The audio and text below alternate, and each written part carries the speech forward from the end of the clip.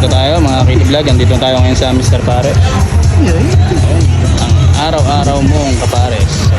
So ito ang kanilang pwesto mga Kitty Vlog. Alright. Pero sa labas. So yan, ganito mga Kitty Vlog. Andito tayo ngayon sa Mr. Pare sa Quezon Avenue. Alright, so yan, kasama ko si Solid Waterworks. Alright. Dito tayo ngayon. Ito ang kanilang pwesto. Gabi na pero marami pa rin tao, no? Pila pa rin. So, kain tayo mamaya. Tikman natin. Ito ang kanilang menu at ito ang kanilang price list mga Kitty Vlog, no?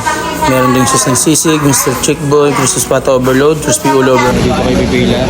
Right? Dito muna kayo order. Pwede kayong kumain dito sa labas. Ayan. Pwede rin sa loob. Only rice. Only soup yan. So ayan, dumating na ating order para sa pagnet. Ito ang soup. So yung kanin. So walang Kitty Vlog, walang egg. So wala rin bulaklak. Ito yung bulaklak.